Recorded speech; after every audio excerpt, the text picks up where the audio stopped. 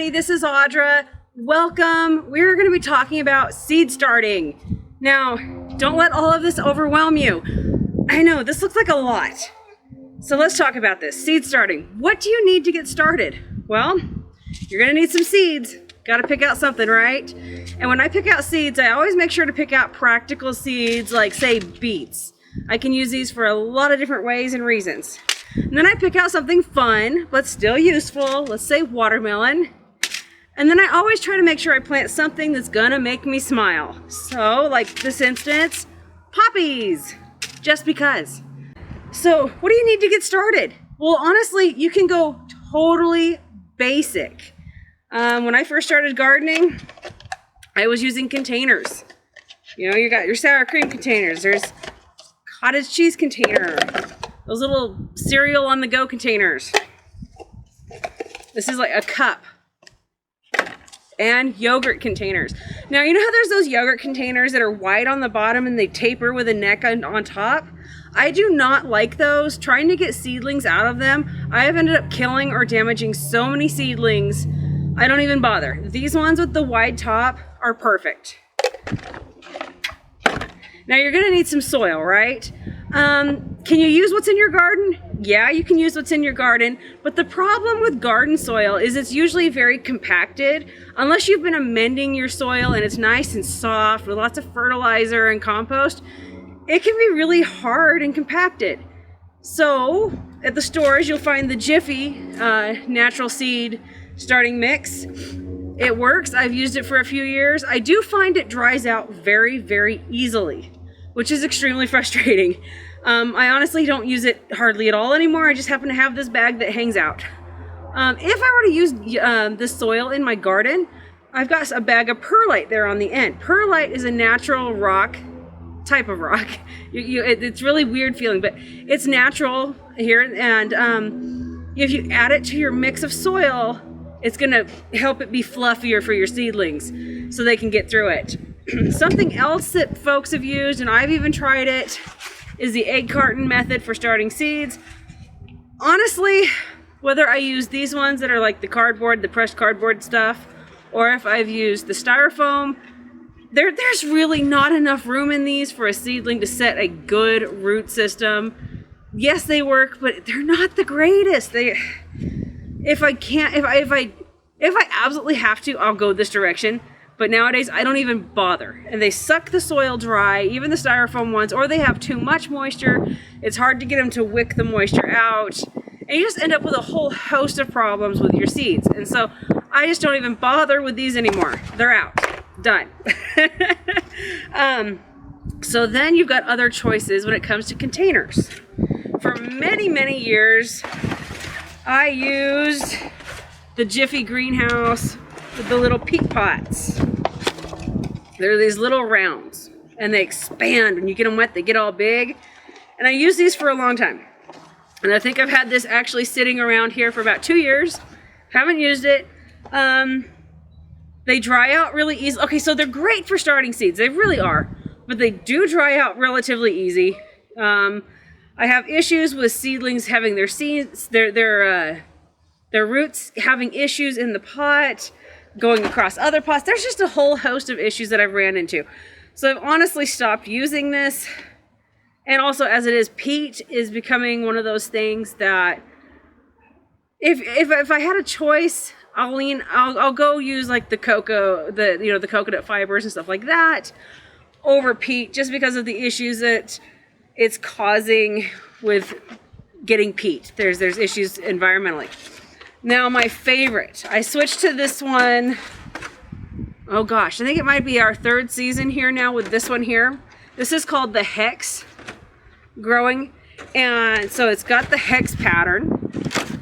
And they're nice and deep. And these let my seedlings set seeds wonderfully deep. They're just gorgeous.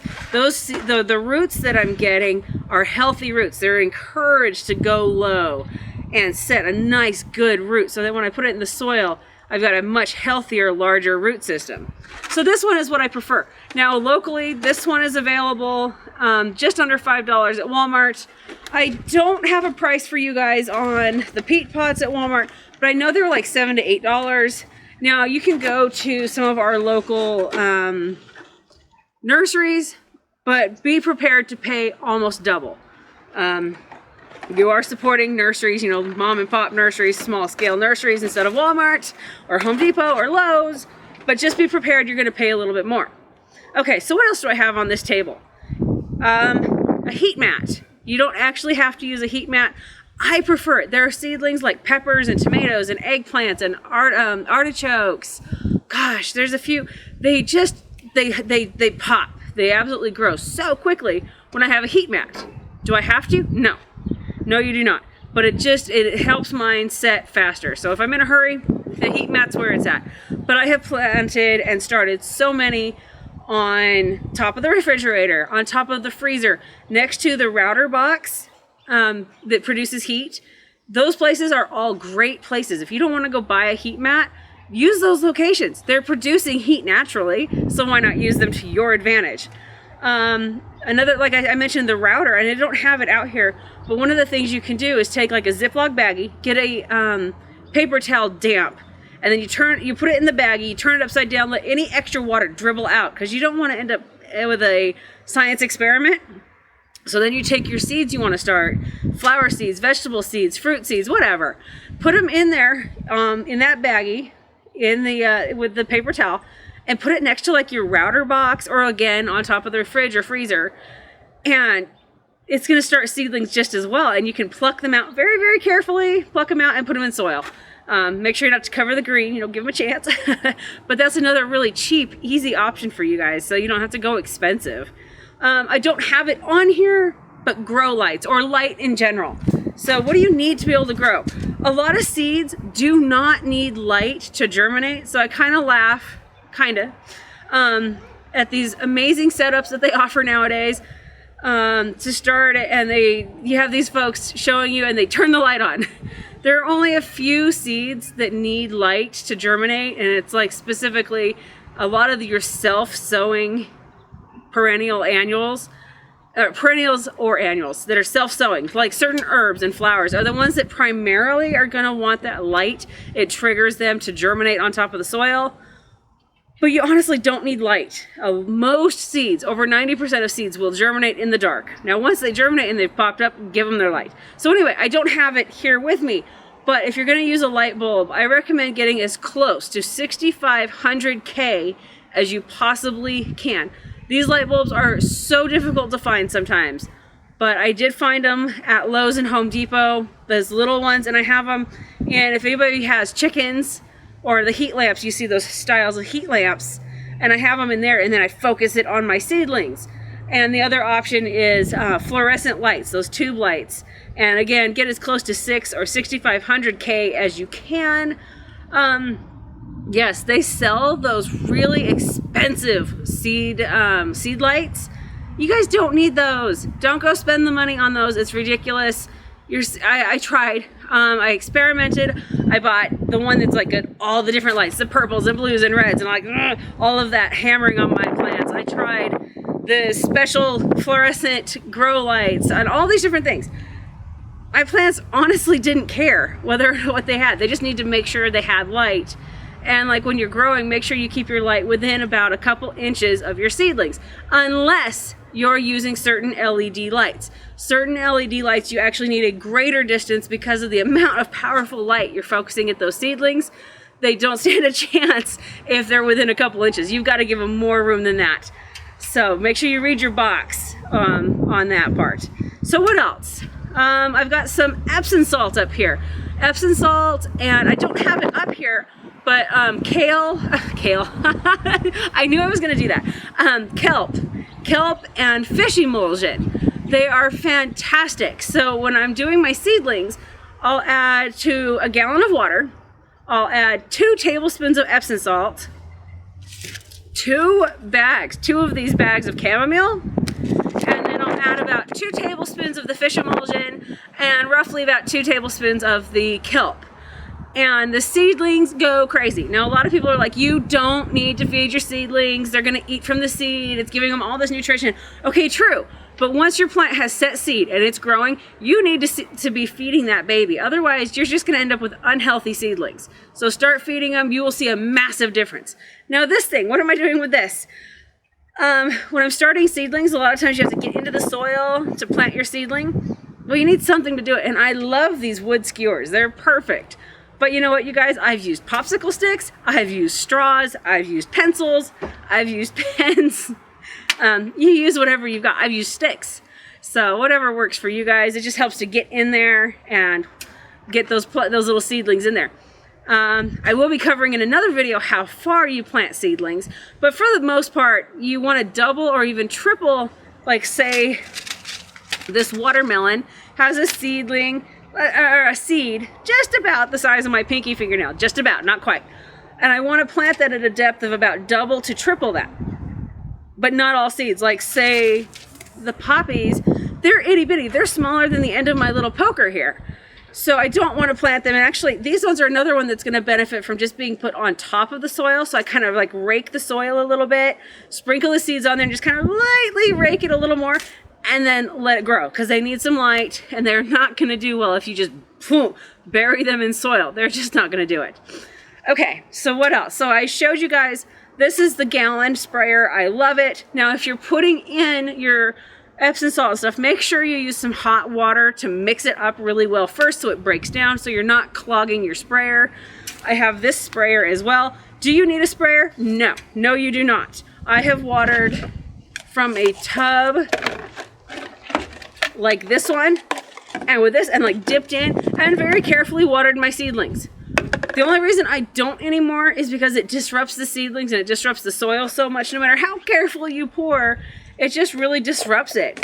So that's when I switched to these guys right here and this sprayer right here. It's got different options on here for spraying, and I can very carefully water without destroying my seedlings bed that they're in and making a real mess of the soil.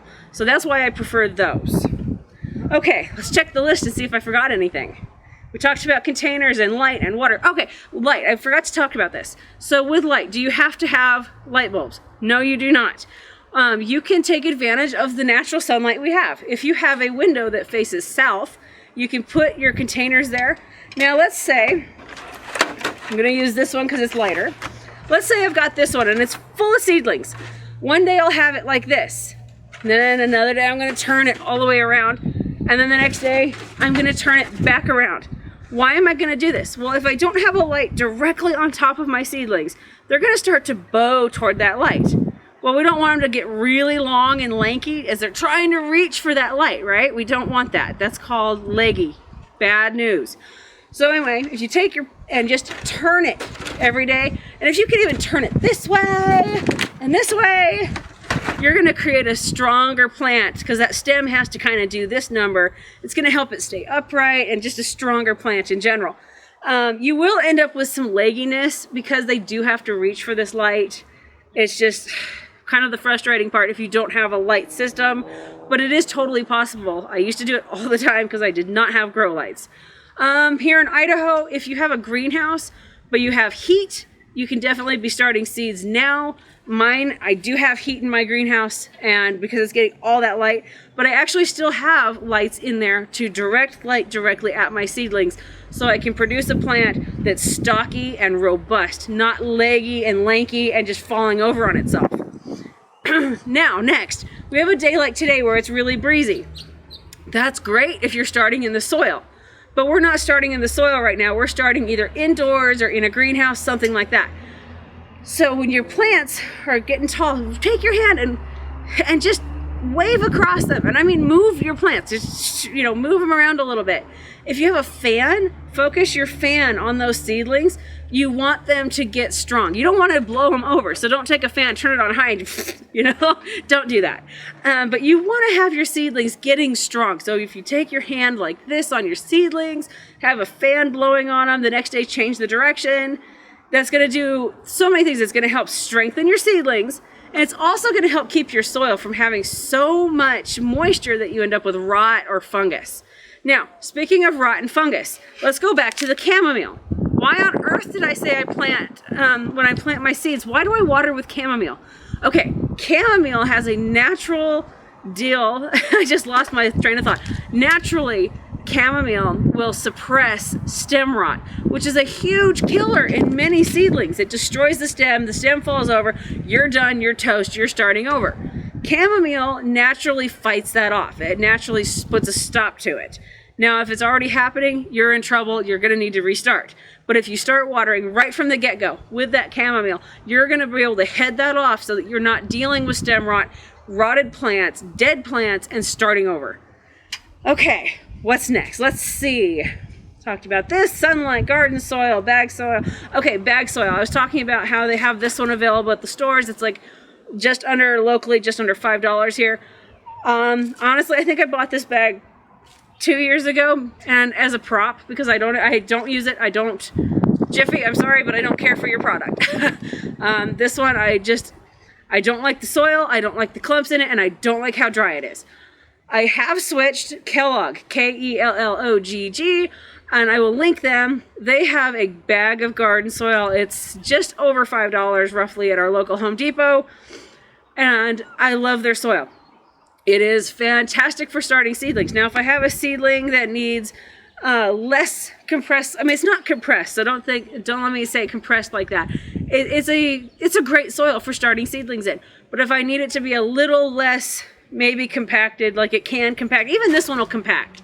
I will just toss in some perlite, hand mix it, and then start in that. It's that easy. But the Kellogg garden soil bag has been phenomenal. I have had such healthy seedlings when I switched to that one. It's not drying out. It's not breeding fungus. It's not full of moisture. So it was a great mix. Where like this Jiffy one, if it doesn't dry out, it compacts for whatever reason. Some of them were compacting. And then I ended up with major fungus issues and moisture. And that's, again, going to be a problem. Okay, fertilizer, talked about that. Talked about chamomile. Talked about the stem rot. Guess what? We talked about all of it. Okay, so if you have any questions, send me your questions. I am absolutely happy to make videos for you guys. This video series was a request from Brittany. Brittany, I'm getting these videos out for you. And actually, I just had another person send in a request for a video. If you've got requests, send me your requests, send me your questions, and I will make videos specifically answering those for you. But basically, what do you need to start seeds? You need some sort of a container. You need some sort of soil. You need to water, and you need to figure out some sort of light. Heat is not necessary, but heat is a benefit. And just have fun. Reach out to gardeners in your community. Get online. Go hit up Mr. Google Pants. Go hit up your local nurseries. Go get a book and hit up the books, right? There are answers to your questions everywhere. So anyway, thank you guys so much for watching this video. Like I said, if you've got questions, comments, send them to me. If you like this video, hit that thumbs up or hit the thumbs down. And hopefully I'll catch you guys in the next video. Bye, guys.